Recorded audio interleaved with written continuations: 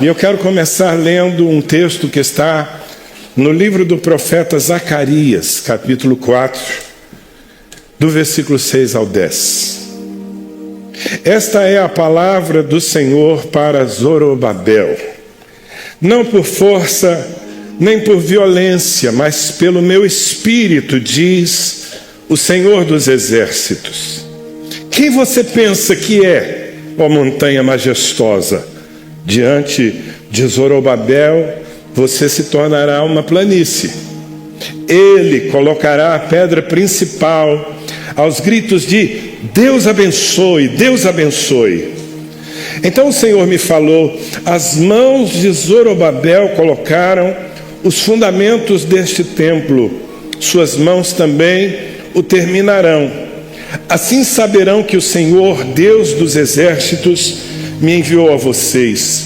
Pois aqueles que desprezam o dia das pequenas coisas se alegrarão ao verem o prumo nas mãos de Zorobabel. Lendo assim o texto, desconectado do contexto, talvez você não tenha entendido muita coisa, mas eu vou lhe ajudar a entender, e eu tenho certeza que mais do que eu, o Espírito Santo vai falar ao seu coração, imprimir algumas coisas que vão servir para a sua vida toda. A proposta é que nós pensemos sobre o desafio da reconstrução. E por que falar sobre isso? Porque, irmãos, é improvável que alguém aqui passe pela vida sem ter que reconstruir. E eu digo isso porque não há nada inabalável nas nossas mãos e nem em nós. Afora Cristo, a rocha eterna, tudo o mais que nós temos e somos é vulnerável. Me desculpe ser bastante sincero e realista, tudo é vulnerável. Você tem muito dinheiro na sua conta. Muitos têm e perdem do dia para a noite. Você tem saúde, se gaba de ser um atleta, alguém que se cuida. Parabéns, desfrute disso. Mas muitas pessoas como você dormem com plena saúde e acordam no outro dia no hospital. E eu não estou falando apenas dos que nem conhecem a Deus, eu estou falando de bons servos do Senhor. Jesus disse que no mundo teríamos aflições. O salmista diz que muitas são as aflições do justo. Ainda bem que o Senhor de todas o livra. Quando eu falo sobre reconstrução e que as coisas que nós temos são abaláveis, meu casamento é abalável. Minha reputação, por mais que eu cuide dela, por mais que eu tente por anos e anos ser um homem exemplar, direito, correto, íntegro, ela pode ser abalada por uma calúnia, ela pode ser abalada por um escorregão meu, e toda a construção que foi feita ao longo de anos pode ir para a lata do lixo. Eu mesmo já tive que reconstruir algumas vezes.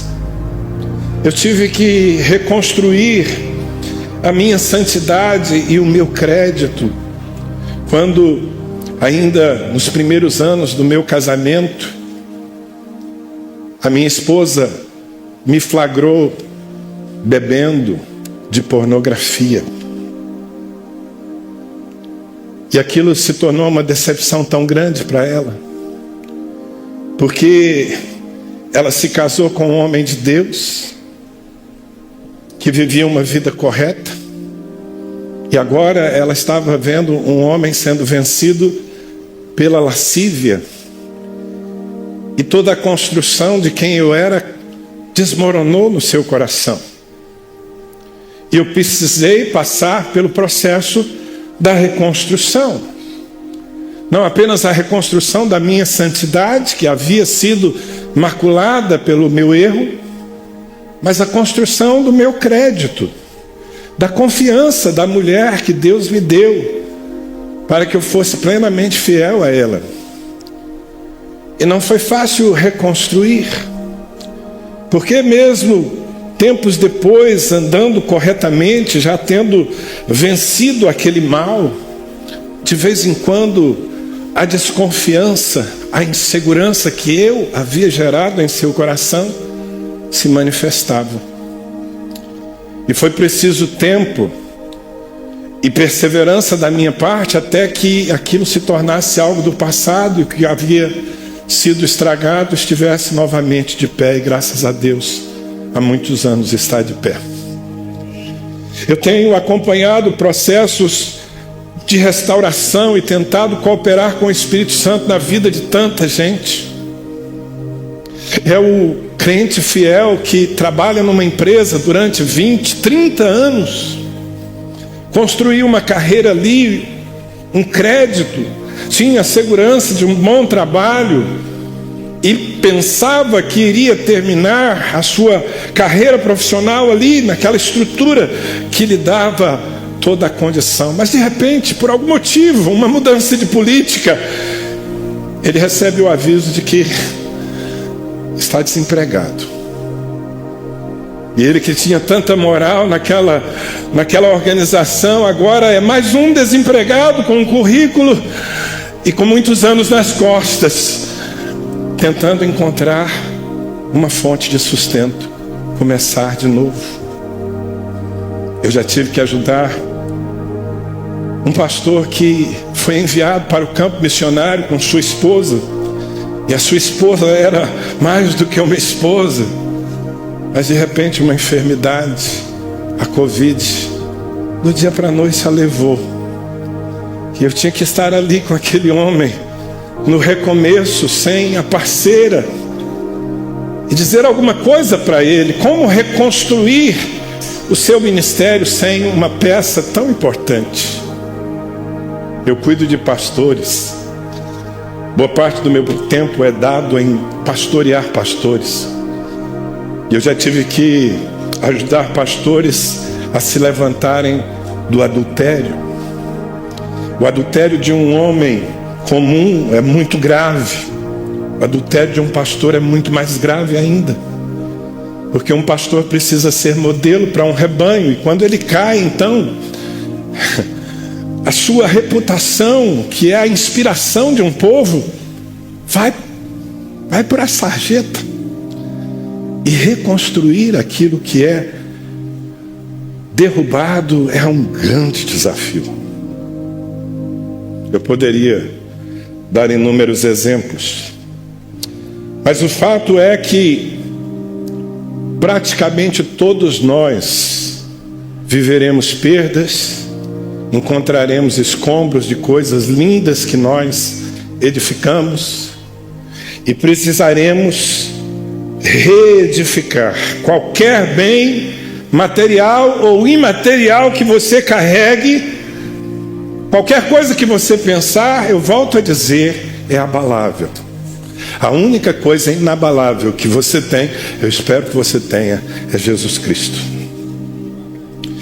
E amados, sob certa perspectiva, reconstruir é mais desafiador do que construir. Porque aquele que precisa reconstruir algo, em primeiro lugar, está debaixo do impacto de um trauma. Desmoronou à sua volta algo que lhe custou e que ele dava valor. É um trauma. E um trauma rouba a nossa energia.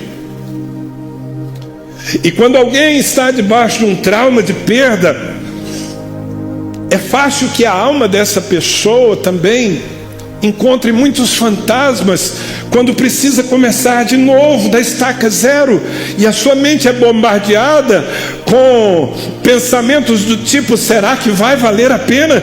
Eu já fiz esse caminho e terminou tudo em ruínas. Além disso, quem está tendo que reconstruir, muitas vezes vê de imediato a necessidade de remover os escombros. Não é só sobre reconstruir, é sobre primeiro jogar os entulhos e as coisas que não prestam mais fora. Então, por isso eu digo que reconstruir normalmente, ter, perder e recuperar é mais difícil do que não ter e começar a conquistar. Vocês concordam comigo? E as coisas desabam na nossa vida por dois motivos. Algumas coisas desmoronam porque nós plantamos. A lei da semeadura é implacável. Tudo aquilo que o homem semear, isso ele colherá. Então, se nós plantamos más sementes, nós vamos colher más sementes, a não ser que a misericórdia de Deus mude as coisas. Então, uma parte das nossas perdas é resultado das nossas más escolhas, dos nossos erros. E quando esse é o caso, para restaurar, o primeiro passo é sempre reconhecer, arrepender e assumir a responsabilidade de restituir. Mas outras vezes nós não temos culpa nenhuma. Outras vezes nós vamos passar por situações de perda nas quais nós seremos vítimas. Eu sempre coloco a palavra vítima entre aspas, porque em última instância nós não somos vítimas de nada, porque embora os terremotos apareçam e derrubem aquilo que a gente levantou, e nós não temos controle sobre os terremotos, então assim nos sentimos vítima, mas o mundo só tem terremotos porque nós estragamos o mundo com o nosso pecado. Deus não fez um mundo com terremotos, Deus não fez um mundo com traidores, Deus não fez um mundo com enfermidades, Deus não fez um mundo com morte. Ele se tornou isso que nós temos que enfrentar por causa do nosso pecado. Então, de certa forma, nós somos culpados por tudo que acontece nesse mundo. Mas é verdade, às vezes pensando naquilo específico que estamos vivendo, nós com justiça dizemos: eu não deveria estar passando por isso, eu não tenho culpa, eu não plantei para colher isso, eu estava fazendo tudo certo, eu estou sofrendo por um acidente da vida ou pelo erro de um terceiro que me afeta. E quando esse é o caso, aí o desafio é nós vencermos esse sentimento de injustiça para não morrermos soterrados por ele. A minha introdução despertou o seu interesse pelo assunto? Estou vendo que vocês estão bastante atentos. Eu dou graças a Deus por isso.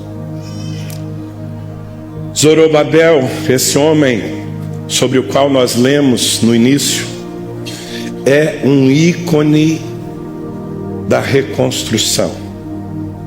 A começar pelo significado do seu nome. Aliás, aí está uma sugestão. Os casais jovens que estão esperando filhos, que tal Zorobabel? Não soa bem, pelo menos na nossa cultura, né? E se você souber o significado ainda, vai ficar pior, porque Zorobabel significa semeado na confusão. Semeado na confusão. E é assim que nós nos sentimos às vezes, no meio do caos, no meio de ruínas e tendo que dar frutos ali. Eu sou um Zorobabel. Mas não apenas o nome. A missão que esse homem teve era uma missão de reerguimento. Ele é um contemporâneo de outros grandes líderes como Esdras, Neemias, o sumo sacerdote Josué. Todos eles atuaram na reconstrução de Jerusalém, depois do cativeiro e do exílio e da destruição pela qual a cidade santa passou. E reconstruir, tirar Jerusalém dos escombros era um grande desafio, e esses homens, com muita gente, participaram disso. Mas no caso de Zorobabel, a missão que ele tinha era reconstruir o templo do Senhor. Porque o templo antigo estava derrubado, o templo suntuoso que Salomão havia construído já estava em ruínas há muitos anos. E Deus o desafiou a reconstruir. E ele tinha que reconstruir enfrentando o desafio de superar primeiro a resistência do saudosismo, porque os velhos, os antigos se lembravam da glória do templo de Salomão e diziam: nada vai ser tão maravilhoso quanto já foi. E eles estavam presos no passado. Esses eram os velhos, mas os jovens também, de uma forma geral, não estavam interessados, engajados em construir o templo, porque eles não tinham referência de glória. Eles nasceram no cativeiro, eles sempre viram o templo em ruínas e, portanto, não havia sonhos no seu coração. Então veja que o cenário que esse homem teve que enfrentar no processo foi muito desafiador. Mas quem conhece a Bíblia aqui sabe que Zorobabel teve êxito. Ele reconstruiu o templo de Jerusalém. E nas palavras proféticas, o que eu li aqui a princípio foi uma palavra profética dirigida a ele. Naquilo que Deus falou com esse homem estão segredos imprescindíveis para quem tem diante de si o desafio de reconstruir. E eu queria compartilhar esses segredos com você nessa noite. Você está interessado? Eu acredito que aqui nós temos duas classes de pessoas: aquelas que hoje estão reconstruindo ou precisando reconstruir algo em suas vidas, e a outra classe é composta por aquelas que hoje não estão precisando, mas provavelmente amanhã precisarão. Por isso essa palavra interessa para todos. Quais são os segredos da reconstrução? Como é que nós podemos ser exitosos no desafio de pegar aquilo que está acabado e tijolo por tijolo colocar em pé novamente? Bem, a primeira coisa é discernir se Deus quer que nós reconstruamos. Você precisa discernir se Deus quer que você se envolva na reconstrução. Isso não pode parecer surpreendente, pastor. Você nos prepara para reconstruir, depois diz que talvez Deus não queira. Mas sim, pode parecer estranho, mas há coisas em nossa vida que foram derrubadas definitivamente para o nosso bem. Há coisas que o Senhor permite, ou Ele mesmo diretamente destrói, porque não fazem parte do nosso script, do seu propósito para nós. Por isso, nessas não vale a pena investir, é preciso deixá-las para trás e avançar para algo realmente novo. Há outras coisas que não. Há outras coisas que, mesmo que tenham desmoronado, estão no coração de Deus, e a vontade do Senhor é que nós nos empenhemos por levantar de volta. Um casamento, por exemplo. Um casal entra numa aliança, eles estão apaixonados e cheios de sonhos e vivem nessa dimensão por algum tempo, mas depois algo acontece e esse casamento é dissolvido. E se esse casal tem temor a Deus, mesmo que não perceba mais amor no coração, mesmo que o desrespeito e a decepção tenham ocupado o espaço, se esse casal teme a Deus e perguntar ao Senhor: Deus, Tu queres que nós façamos o quê? eu não tenho dúvidas de que, ouvindo a voz de Deus, ou mesmo lendo a palavra, eles receberão o comando: reconstruam. Porque Deus ama a aliança do casamento, e a Bíblia diz que Deus odeia o divórcio. Mas eu reconheço também que há pessoas que são abandonadas.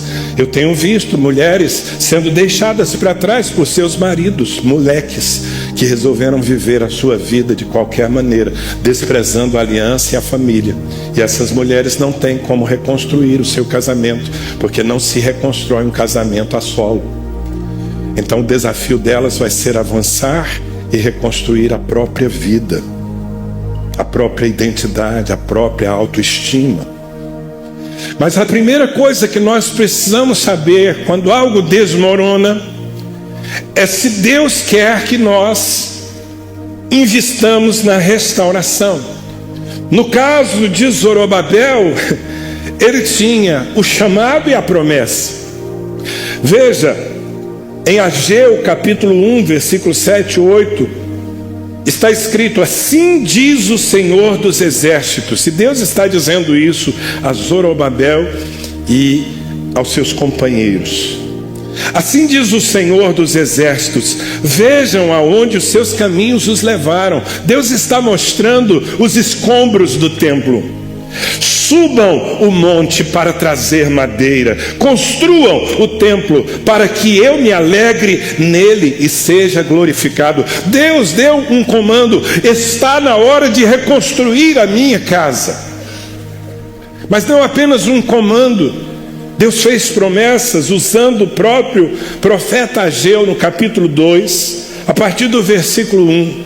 Está escrito: no 21º dia do 7º mês, veio a palavra do Senhor por meio do profeta Ageu. Pergunte o seguinte ao governador de Judá, Zorobabel, filho de Sealtiel, ao sumo sacerdote Josué, filho de Jeozadaque, e ao restante do povo: quem de vocês viu este templo em seu primeiro esplendor? Comparado a ele, não é como nada o que vocês veem agora. Veja o que Deus diz no versículo 4: coragem, Zorobabel, declara o Senhor. Coragem, sumo sacerdote Josué, filho de Jeozadaque, coragem ao trabalho, ó povo da terra, declara o Senhor, porque eu estou com vocês, declara o Senhor dos Exércitos. Esta é a aliança que fiz com vocês quando vocês saíram do Egito. O meu espírito está entre vocês, não tenham medo. Assim diz o Senhor dos Exércitos: dentro de pouco tempo farei tremer o céu, a terra, o mar e o continente. Farei tremer todas as nações, as quais trarão para cá os seus tesouros, e encherei este templo de glória, diz o Senhor dos Exércitos. Tanto a prata quanto o ouro me pertencem, declara o Senhor dos Exércitos. A glória desse novo templo será maior do que a do antigo, diz o Senhor dos Exércitos, e neste lugar estabelecerei a paz. Se você está num processo de reconstrução e Deus está nisso, então tome essa palavra para si. Então veja, Zorobabel tinha um comando e uma promessa. Agora era preciso agir. Um pensador cristão chamado Eugene Peterson diz: a reconstrução começa quando ouvimos a voz de Deus nas ruínas que nos cercam e nos dispomos a levantar uma pedra de cada vez. Christine Caine disse: se Deus lhe mostra escombros, é porque pretende levantar algo que revele a sua graça. Deus está mostrando escombros para você? Se Deus está lhe mostrando escombros, se Deus está apontando e dizendo invista, pode ter certeza que Ele quer transformar tudo isso numa revelação da sua graça e vai usar a sua vida. O segundo segredo para reconstruirmos pode ser resumido na frase: não tente fazer o que compete a Deus. Diga para a pessoa que está aí perto de você: meu irmão, não tente fazer o que compete a Deus quando você estiver reconstruindo.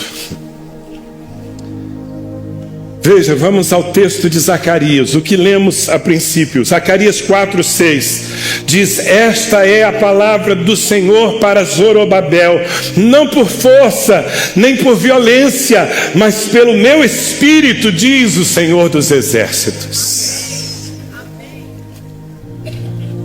Sabe, irmãos, em todo o processo de reconstrução, há uma parte que nos cabe e que exige muito empenho de nós, mas nós não podemos confundir isso com operar na carne.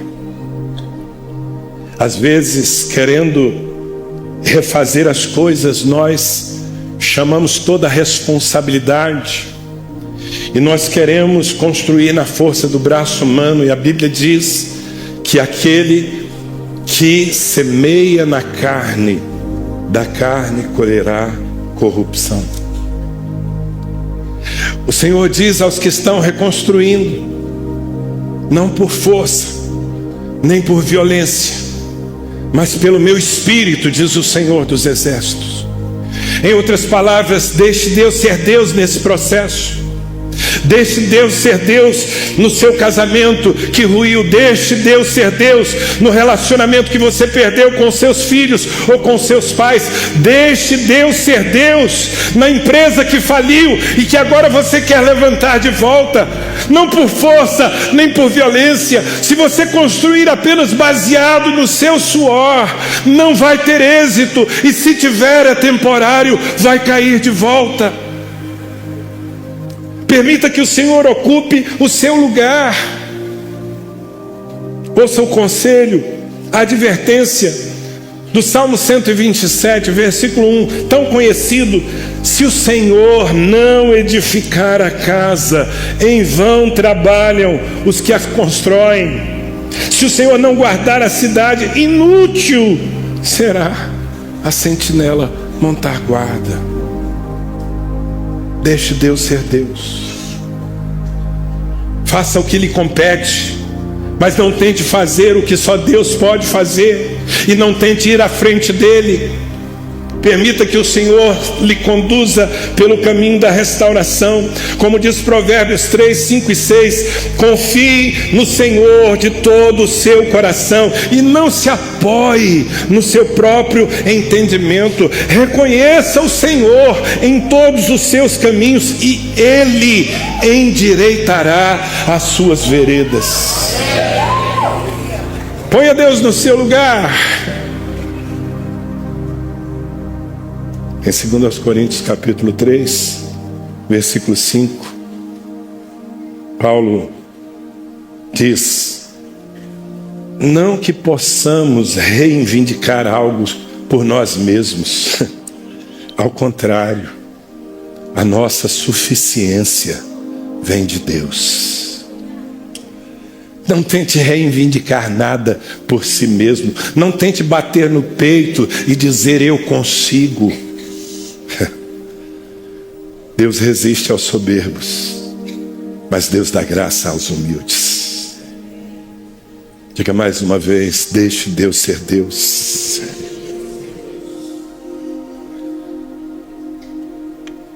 Eu tenho procurado ultimamente, quando estou preparando uma palavra, pesquisar pensadores cristãos, porque não apenas na Bíblia, claro, o que está na Bíblia é superior a tudo, mas a história entesoura muita sabedoria para nós. E quando nós estudamos, então podemos ouvir de outras maneiras a voz do Senhor.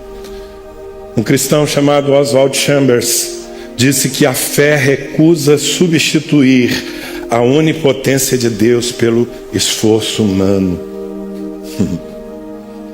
O que eu estou querendo dizer, meus irmãos, é que precisa ser na graça. Precisa ser na graça. Um casamento não se levanta dos escombros do monturo apenas com o esforço de duas pessoas, não por força nem por violência. Há mulheres que estão tentando reconstruir a dignidade dos seus homens, dos seus maridos, com cobranças, com acusações, tentando impor sobre eles o caminho que elas acham que é o correto. Mas em muitas situações é uma mulher silenciosa fazendo o seu papel e permitindo que Deus faça o dele, que vai reedificar a sua casa.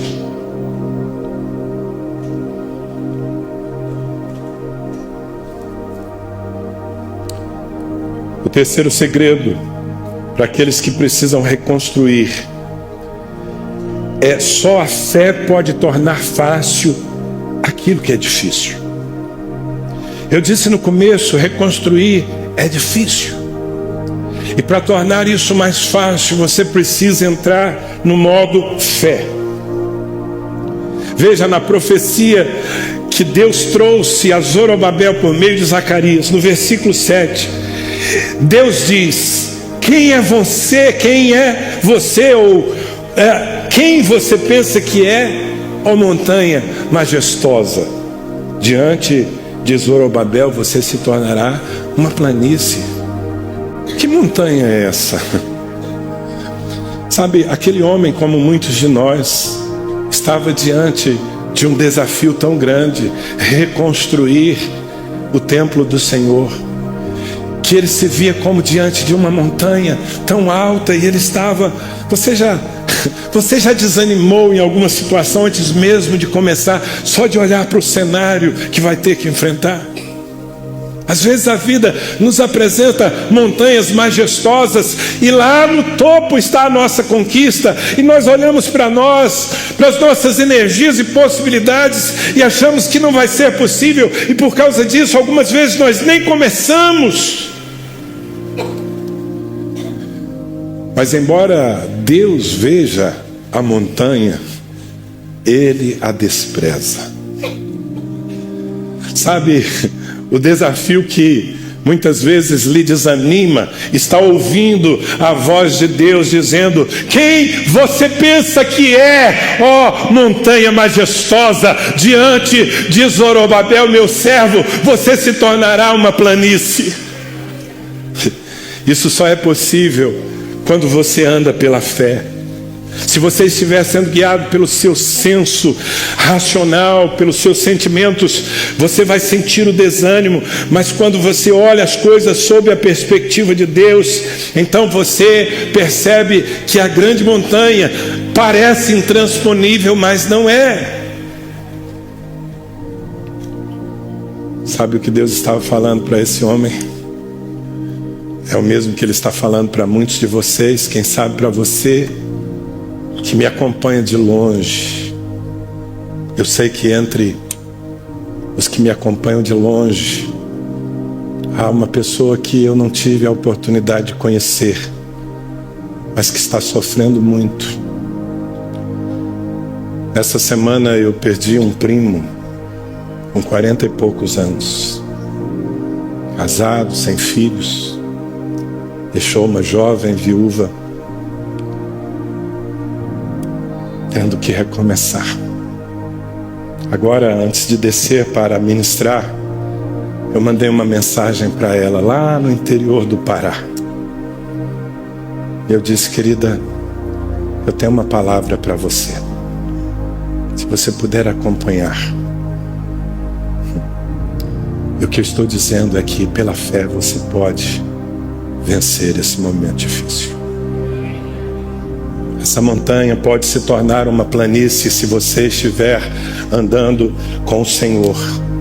Jesus disse algo semelhante, Mateus capítulo 17, versículo 20. Foi Jesus quem disse essas palavras: eu lhes asseguro que se vocês tiverem fé do tamanho de um grão de mostarda, poderão dizer a este monte: vai daqui para lá, e ele irá, nada lhe será impossível.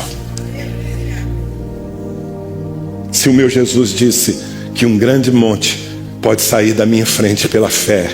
É nessa perspectiva que eu quero andar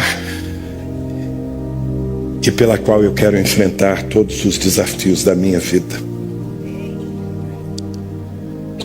O Salmo 18 revela um crente que tinha esse espírito, que não andava por vista, mas por fé. Ele diz no versículo 29, com o teu auxílio, Deus, posso avançar contra uma tropa. Com meu Deus, posso transpor muralhas. Diga comigo, com teu auxílio, posso avançar contra um batalhão. Com meu Deus, posso transpor muralhas. Posso subir montanhas como se fossem uma campina. Amém. Aproprie-se disso agora, em nome de Jesus. Como disse Richard Baxter, a incredulidade faz da colina um muro, a fé faz do muro uma porta. O grande Charles Finney disse: a fé verdadeira não altera as circunstâncias, altera o coração, e então as circunstâncias cedem. Vamos andar pela fé, meus irmãos. Vamos reconstruir pela fé. A quarta mensagem que pode nos ajudar muito quando estivermos empenhados em reerguer algo que caiu é: não faça nada antes de colocar os fundamentos. Ainda no versículo 7 de Zacarias 4, depois de dizer: quem é você, ó montanha majestosa? Diante de Zorobabel você será uma planície. Deus diz: Ele colocará a pedra principal. Ele colocará a pedra principal. Zorobabel vai ter que construir muita coisa, mas a primeira delas é colocar os fundamentos.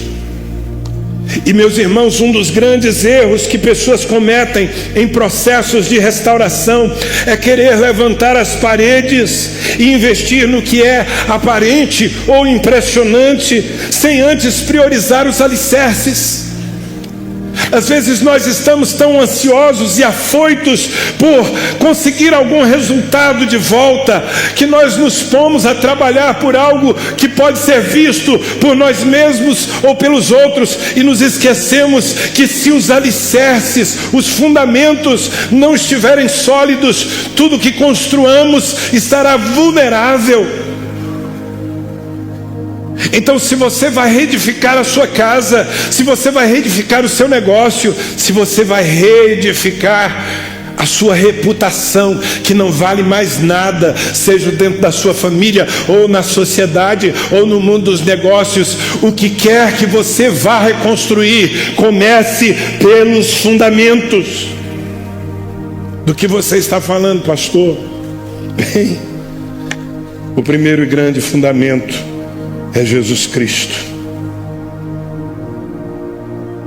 Em Atos capítulo 4, versículos 11 e 12, está escrito: este Jesus é a pedra que vocês construtores rejeitaram e que se tornou a pedra angular.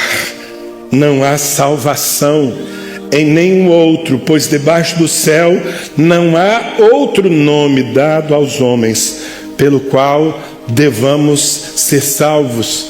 Esse discurso apostólico, essa pregação apostólica, obviamente está falando da salvação, do perdão dos pecados, da vida eterna. Está dizendo que sem Cristo não há salvação. Mas isso também funciona de maneira mais particular. Não tem salvação para o seu casamento se Jesus não for colocado como fundamento. Você não vai reconquistar o coração dos seus filhos se Jesus não estiver no seu devido lugar, e assim por diante. Essa semana passada eu cheguei para ministrar em minha casa de paz, um casal precioso, gente abastada, que tem dinheiro, empresas, mas que está vivendo um drama familiar e precisa, como muitos aqui, derrubar gigantes. E eu cheguei e fui bem recebido como anteriormente, mas me surpreendeu que sobre a mesa da sala onde nós nos sentamos para compartilhar a palavra, havia um grande quebra-cabeças desmontado com centenas e centenas de peças. E sinceramente, irmãos, eu não tenho paciência para quebra-cabeças. Eu me assustei com aquilo, eu falei, vocês gastam tempo com isso? Ela disse, eu e a minha filha gostamos. Eu fiquei imaginando a dificuldade de naquele negócio enorme colocar cada pecinha no seu lugar. E eu comecei a ministrar ali, dizendo, a nossa vida é assim. Um grande quebra-cabeças que precisa ser organizado. A questão é que a peça mestra principal, na qual todas as demais encontram seu lugar, é Jesus Cristo. Ele é o fundamento. Enquanto você não coloca Jesus como a primícia, como o principal, o resto não vai encontrar o seu lugar.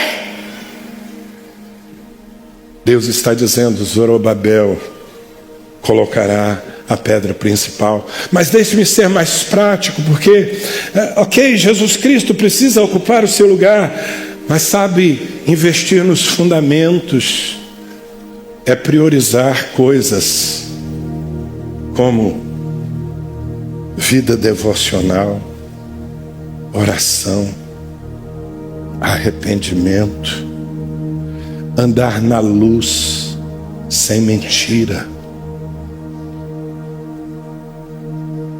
São fundamentos da vida de um cristão. Às vezes o seu negócio ruiu porque eles não estavam aí.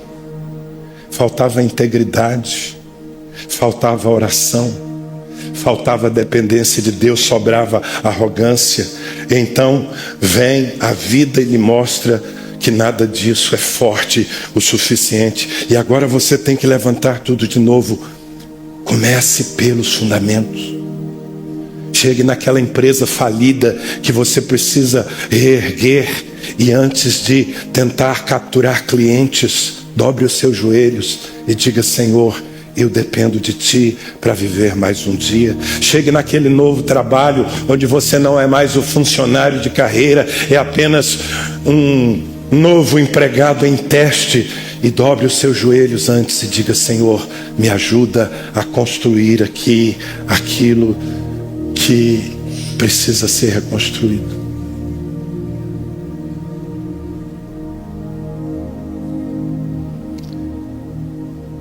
Esse é o espírito do que Paulo fala aos Colossenses, capítulo 2, versículos 6 e 7.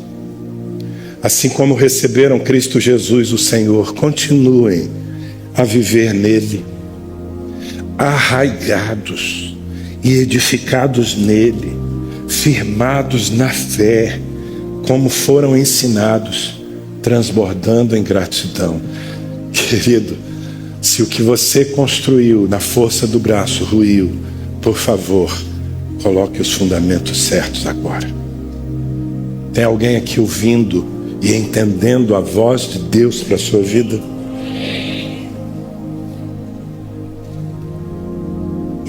A profundidade do fundamento determina a altura do edifício. Na vida espiritual, isso se chama comunhão com Deus.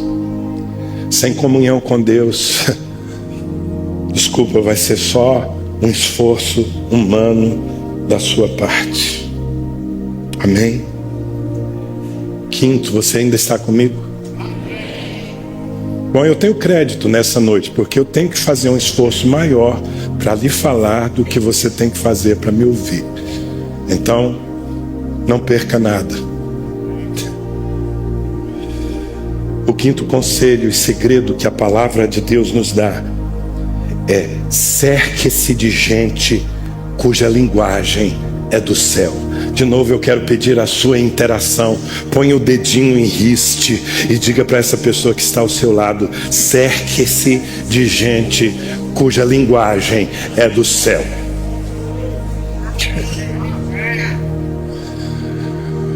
É isso que Deus está dizendo. Zorobabel colocará a pedra principal, aos gritos de Deus abençoe, Deus abençoe. Veja, Zorobabel vai ter que trabalhar, mas antes de trabalhar ele precisa encontrar o ambiente correto. E o ambiente correto é aquele em que vozes estão produzindo fé no coração. Ele vai ouvir gritos: Deus te abençoe, Zorobabel, haja graça para você. Sabe qual é a mensagem, irmãos? Ninguém reconstrói na solidão.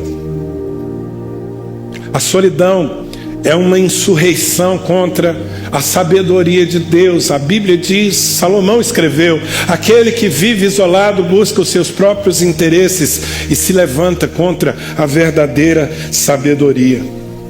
Então, para suportar e prosperar no processo de reerguimento daquilo que ruiu, nós precisamos estar debaixo de vozes que nos abençoam, de influências de fé. Infelizmente, muitas pessoas, quando precisam lutar para refazer algo em suas vidas, elas se fecham. Elas não querem ouvir ninguém. E ao se fecharem, elas bloqueiam um dos principais canais da graça de Deus. Outras, pior ainda, elas não se fecham, mas elas buscam ouvir quem não tem fé, quem não tem a linguagem do reino, quem não tem as soluções do céu. E às vezes vão errar porque estão ouvindo o conselho do ímpio. Mas se você quer reconstruir, você precisa se cercar de gente que vai abrir a sua boca e te ajudar a andar no caminho correto, e te abençoar, e dizer: vá em frente, nós estamos com você, o Senhor te abençoe. Eu tenho provado isso nesses dias. Dias em que eu preciso ser pastoreado. Eu dou graças a Deus porque eu tenho pastores. É muito importante ter pastores, é muito importante ter amigos fiéis a Deus, que inclusive nos confrontam quando nós estamos buscando atalhos, e não se constrói com atalhos, é preciso construir no caminho. Zorobabel construirá debaixo de aclamações: haja graça, graça para ele, Deus te abençoe. Você tem um ambiente assim? Se você não tem, busque. Invista na comunhão. É por isso que o escritor aos Hebreus, no capítulo 10, versículos 24 e 25, disse: consideremo-nos uns aos outros. Veja, irmão, a força dessa expressão: consideremo-nos uns aos outros. Se você não considerar o seu irmão, se você não levar em conta a importância que ele tem, e das suas palavras e das suas orações por você, é possível que você fracasse. Consideremo-nos uns aos outros para incentivar-nos ao amor e às boas obras. Não deixemos de reunir-nos como igreja, segundo o costume de alguns, os desigrejados, digo eu. Mas encorajemo-nos uns aos outros, ainda mais quando vocês veem que o dia se aproxima. Veja, a expressão repetida nessa passagem é uns aos outros, uns aos outros, uns aos outros. Esse é o valor da igreja.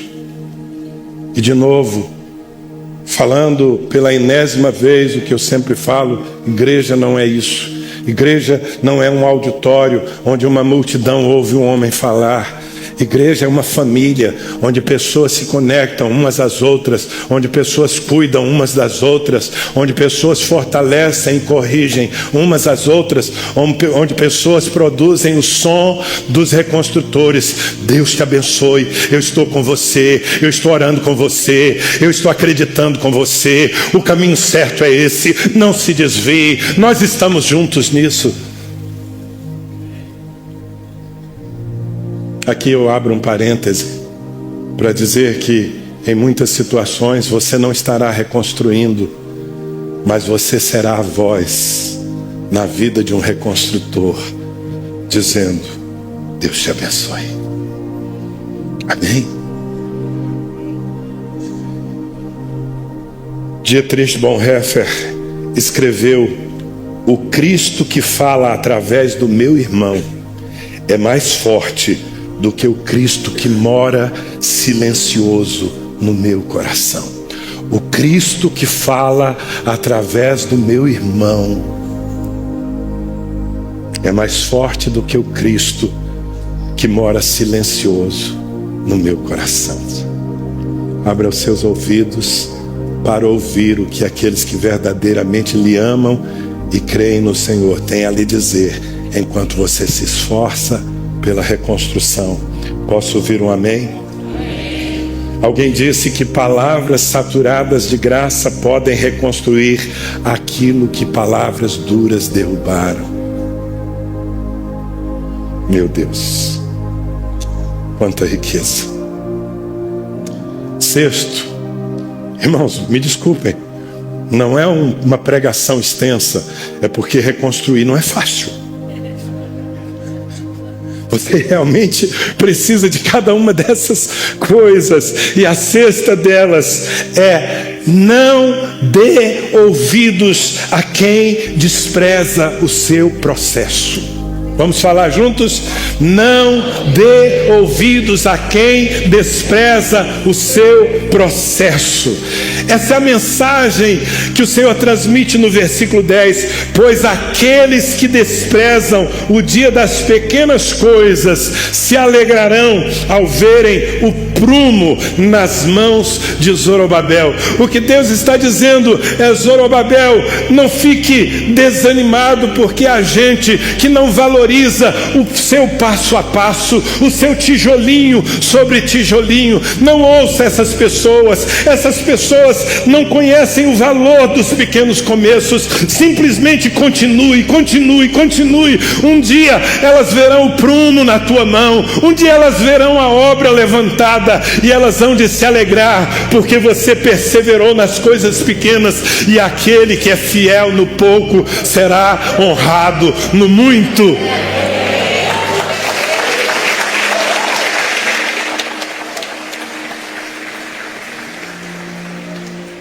Hoje pela manhã estava aqui um casal precioso, já de certa idade. Depois de um ano duro, eles voltaram a frequentar a igreja, os cultos. E por que se ausentaram por um ano? Porque um ano atrás viveram um acidente terrível, Valdir e Valéria. E ele esteve entre a vida e a morte por muitos dias no hospital, e depois uma longa caminhada de recuperação. Hoje pela manhã nós celebramos a volta deles. Hoje pela manhã ele me contou do anjo que o visitou naquele quarto de hospital. Hoje pela manhã ele me disse que durante esse tempo, a maior parte dele tinha que tomar todos os dias 13 medicamentos, mas que agora só restam 2. E nós estamos celebrando a vitória, mas houve pequenos começos. Eu acho que você já viu alguém saindo de um hospital depois de um trauma. Se celebra a alta, mas às vezes os passos são curtos. Mas aqueles passos curtos são o começo de uma reconquista. Nem todo mundo tem a capacidade de valorizar as pequenas coisas. E se alguém despreza os seus pequenos recomeços, não dê ouvidos. Simplesmente continue andando de acordo com o passo que você pode dar. Deus estará com você, e vai chegar a hora em que aqueles que desprezaram seu processo vão levantar as mãos e dar glória a Deus e dizer: Ele conseguiu.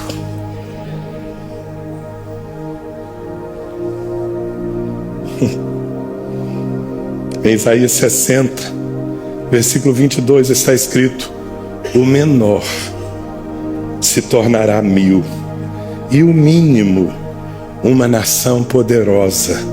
Eu, o Senhor, a seu tempo farei isso prontamente. Deus não precisa de grandes passos para operar através de você.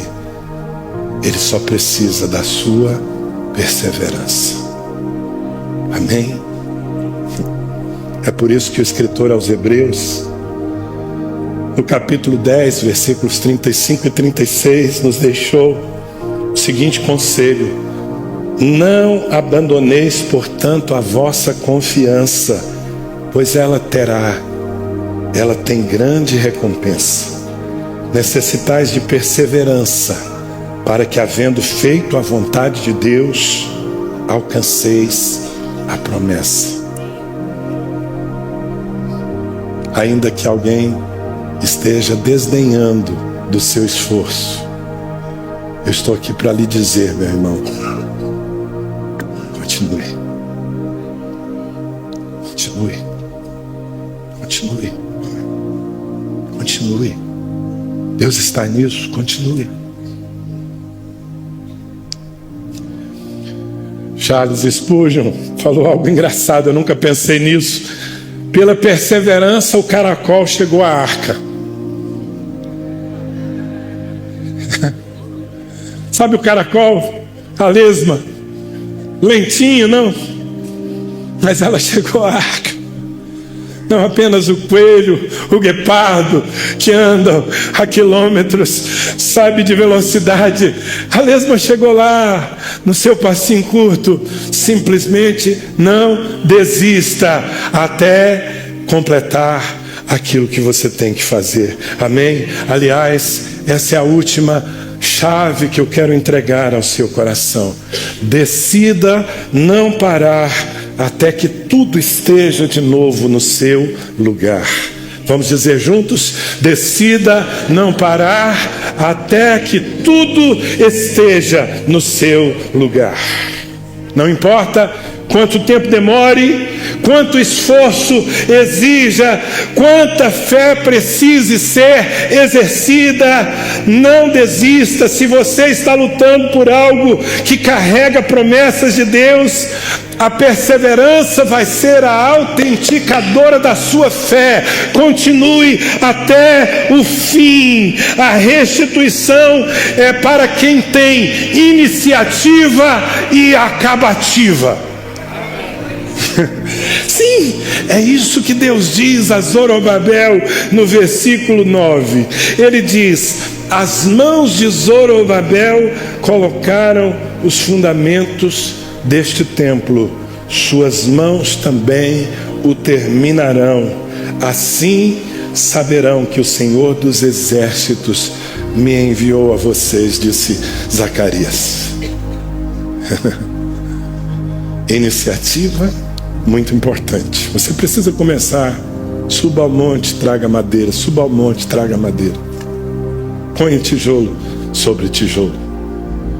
Mas você precisa ter acabativa. Essa palavra não existe, tá? Foi eu que inventei, dá licença. Você precisa ir até o fim, porque se você não chegar até o fim, de nada vai valer o esforço que você fizer.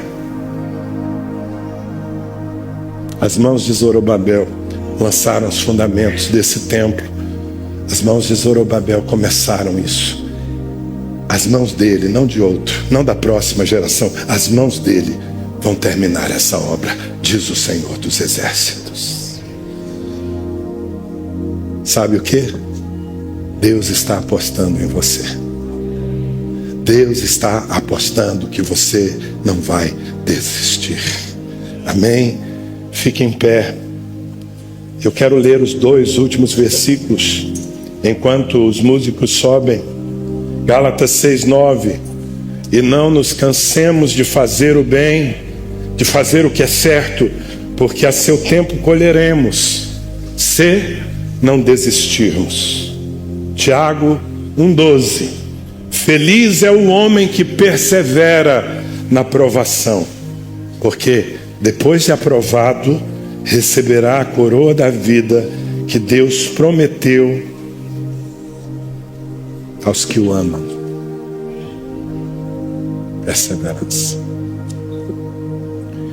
Vamos reconstruir, irmãos. Eu imagino que a gente aqui, diante de escombros que precisam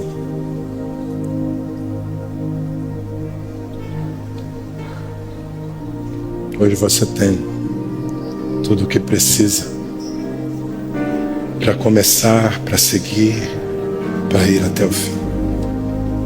Se você é uma dessas pessoas que não apenas tem que restaurar algo importante que foi perdido. E aqui é bom fazer uma observação.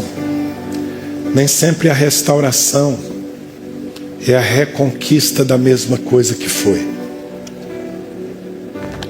O templo de Zorobabel não foi igual ao templo de Salomão. Ele era muito mais simples. Aos olhos naturais ele era mais pobre. O de Salomão, que ruiu, era suntuoso.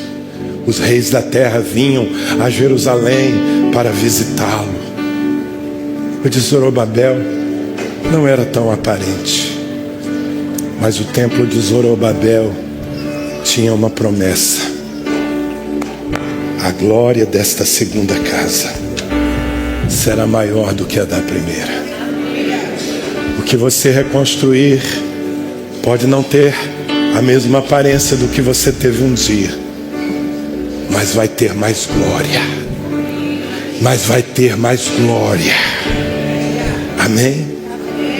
Se você está diante do desafio da reconstrução e você quer se comprometer com Deus e quer buscar de Deus forças para ir até o fim, saia do seu lugar e venha para perto do altar. Todos aqueles que estão reconstruindo ou que estão decidindo reconstruir, custe o que custar, demore quanto demorar, saia do seu lugar e venha para perto do altar. Se espalhe aqui, não ao redor de mim, mas diante de Deus, e comece a orar e mostre para Deus os seus escombros. Na sua oração, fale do que você perdeu, mas fale também do que você se propõe a construir. Peça ajuda ao Senhor. Cheguem o mais perto possível aqui do altar, para que haja espaço para todo mundo que precisa vir. E os que não precisam vir, porque não estão diante de escombros nas suas vidas, orem, porque esses irmãos precisam de vozes que digam: Deus abençoe, Deus abençoe, haja graça sobre ele. Enquanto vocês venham orando, venham se derramando diante de Deus.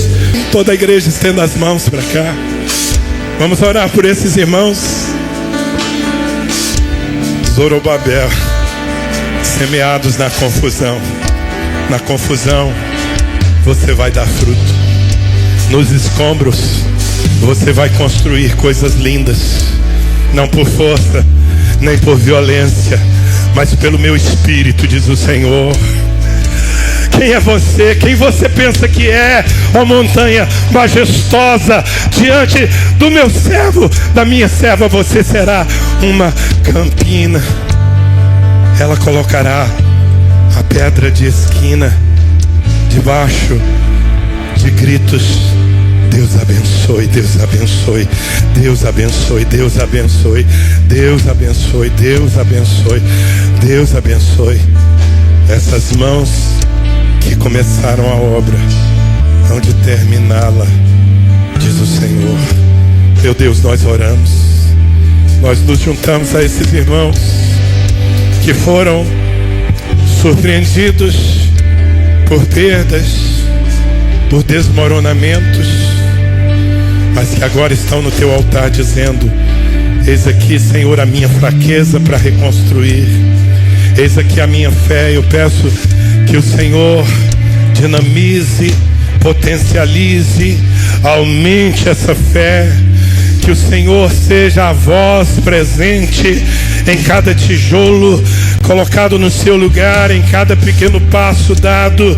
Que o Senhor faça aquilo que o homem não consegue fazer, que tu abras as portas que não tem como ser abertas pela vontade humana, ó Deus, e que acima de tudo o teu Espírito sustente o propósito no coração de cada um deles, até que tudo esteja no seu devido lugar novamente. Senhor, restitui, meu Deus, restaura, meu Deus, restaura, meu Deus. Eu profetizo que a glória dessa segunda casa, que a glória dessa segunda parte da vida, que a glória dessa segunda experiência será maior do que a glória que foi vivida no passado. Em nome de Jesus. Amém. Se você que está aqui recebe, diga amém. Agora veja, nós já vamos terminar, mas eu queria pedir uma coisa, para não fazermos um movimento desnecessário que atrapalhe a última parte desse culto. Eu quero pedir que vocês que estão aqui no meio, ou se ajuntem aqui do meu lado, ou aqui do meu outro lado. Abram um espaço aqui no meio, abram um espaço aqui no meio, abram um espaço aqui no meio. Essa é a última coisa que eu quero fazer nesse culto, porque antes de sairmos daqui, eu quero dar a oportunidade para alguém que andou até hoje sem Jesus Cristo. Você nunca chamou Jesus para ser o fundamento da sua vida, e por isso você tem tentado construir e sempre se frustrando. E hoje você entendeu que precisa colocar Jesus como a pedra principal, como a peça central do quebra-cabeças. E se você nunca fez isso e você quer entregar a sua vida a Jesus e começar a partir de agora a andar com Ele, esteja você já aqui na frente ou aí nas cadeiras, se você quer receber Jesus como seu Senhor e Salvador, eu quero que você venha para o meio aqui, porque eu vou terminar orando com você. Alguém que tem consciência que estava andando por conta própria, ainda que você acreditava em Jesus, ainda que você tinha religião, mas Jesus não era o Senhor da sua vida de fato. E agora você quer que Ele esteja à frente. Faça como essa moça está fazendo. Saia do seu lugar, onde quer que você esteja, e venha aqui à frente. Venha entregar sua vida a Jesus. Por tudo que você construir sem Jesus, mais cedo ou mais tarde vai desmoronar. Ele é a rocha que você precisa. Há mais alguém? Alguém que se desviou de Cristo. Um dia serviu a Deus, mas depois se afastou. E você está afastado, longe da graça. Venha se reconciliar com Cristo. Então venha. Nós vamos orar com você. Você que nessa noite está se entregando a Cristo, você vai fazer uma oração comigo. Faça essa oração comigo. Vocês que estão aqui na frente, diga: Jesus, entra na minha vida. Toma o teu lugar. Seja o meu Senhor e o meu Salvador. Perdoa os meus pecados. A partir de hoje, eu quero que tu guies a minha vida. Eu quero andar no teu caminho. Me liberta de tudo aquilo que me prendeu e me torna uma pessoa feliz na tua presença. Amém, Jesus. Amém. Olhem para mim aqui. Se essa oração que você está fazendo é uma oração sincera, eu creio que é. Jesus está entrando no seu coração. E quando Jesus entra, as coisas começam a mudar para valer. Você já tentou tantas vezes, não foi? Você se esforçou, mas em Jesus, você pode. Dessa vez, em Jesus, você vai conseguir, tá bom? Eu quero te abençoar para ter uma semana maravilhosa. Se você está reconstruindo, siga firme, o Senhor é com você. Que Deus te abençoe em tudo que você fizer. Que a voz dele seja nítida aos seus ouvidos e não se confunda com voz alguma. Que você tenha força no seu espírito e que as asas do Todo-Poderoso te cubram para que nenhuma seta maligna lhe alcance.